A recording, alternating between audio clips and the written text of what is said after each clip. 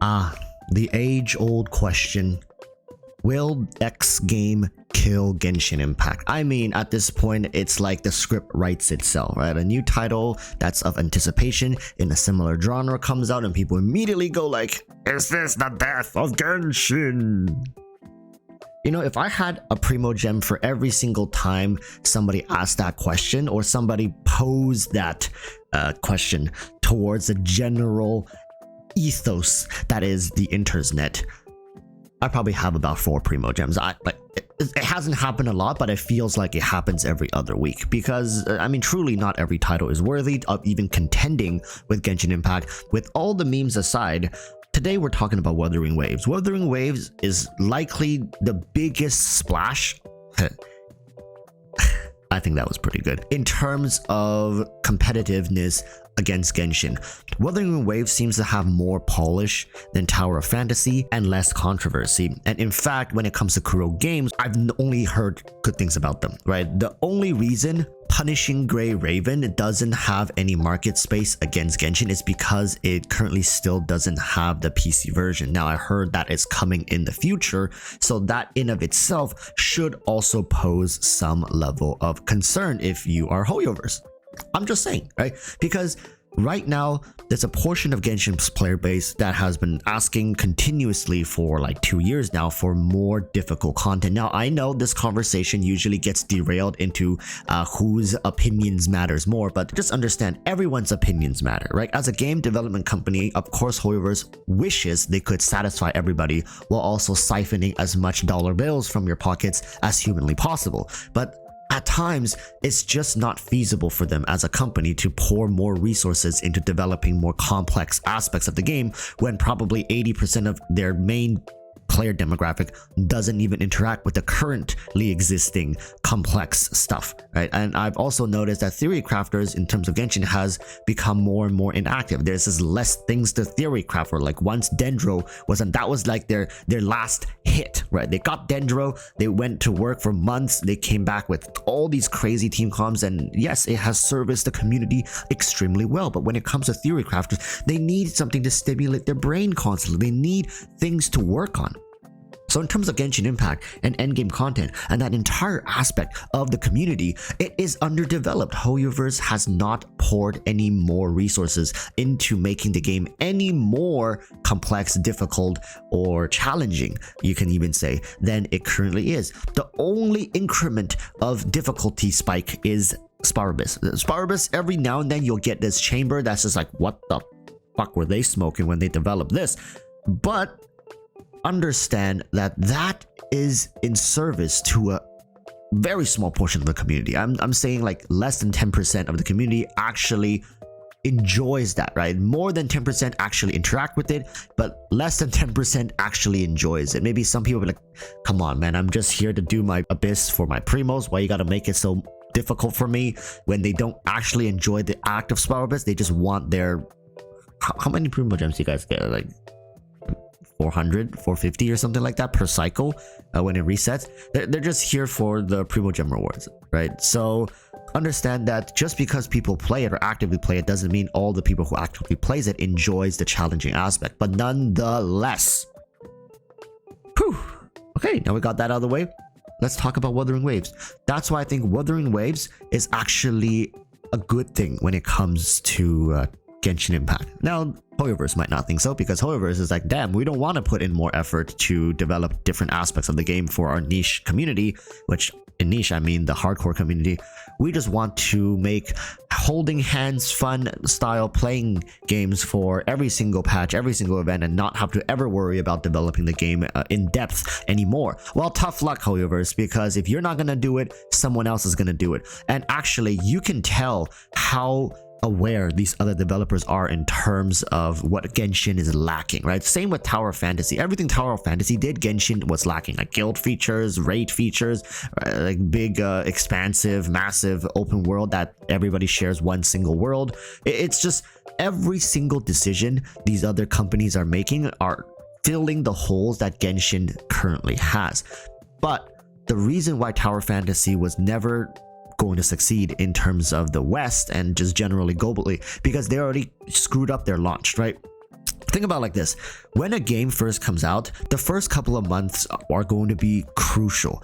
The thing about Genshin is, in their first few months, they were able to capture the hearts of the players by offering us incredible 4-star characters. Now, of course, back then, everybody was like, oh, Xingqiu sucks. Oh, Bennett, crap tier, C tier, nobody plays him. But once people kind of realized what was going on, EroticWalruss was also actively making more additions into the game and showcasing how willing they are to communicate and listen to the players. With the Zhongli debacle, they were quick to issue out a statement saying they were going to change him, they're going to make him better. Now, a lot of you guys would, oh, that's because CCN, but no, that's because CCN, and compounded with the fact the game was so new at the time, EroticWalruss couldn't risk the controversy of being like, oh, EroticWalruss is releasing subpar units, oh, this game sucks, oh, the Archon is crap, why should I, right? They don't want any of that, because once a little bit of controversy snowballs out of control, it's a terrible first impression, not to say, but at the same time, players lose faith, right? They needed players to have faith. That's why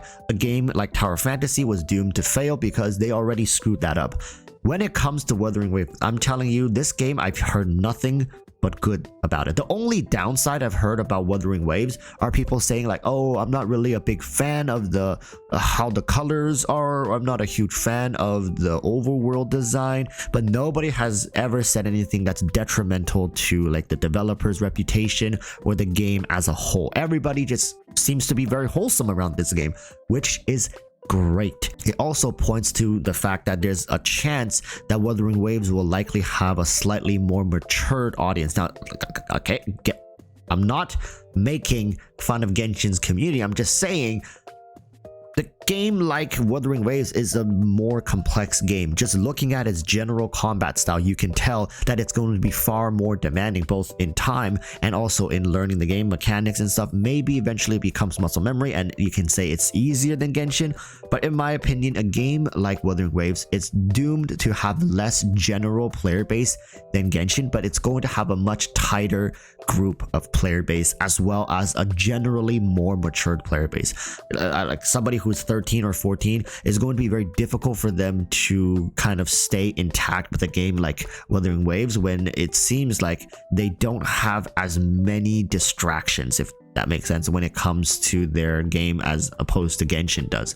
Genshin has a variety of different things you can do in the game, ranging from casuals all the way to somewhat difficult, right? And that range unlocks players from all corners of the world and genres to come in and enjoy the game to a certain degree. Now, the point of Genshin is never to have you fully just in euphoric bliss all the time. It's supposed to give you momentary bliss, like when you farm and get a really good artifact, you're like, oh my goodness, a dopamine hit is great. When you get a character, dopamine hit is great. When you first clear the biz, dopamine hit. When you get 36 stars, dopamine hit. When you collect those little primo gems reward, dopamine hit. But in between all those hits, you are left, right, with your thing in your hand and you're just wanting for more. Whereas a game like Wuthering Waves, just like Punishing Grey Raven, its entire appeal would be its very intricately done combat system. At least it looks incredibly polished and put together. Now, I know that a lot of it is just repetitive actions, but I think of it in ways like Final Fantasy, like the ones I used to play on PlayStation. The combo attacks, the streaks, the aerial strikes, you know, like the dodging, weaving, bobbing.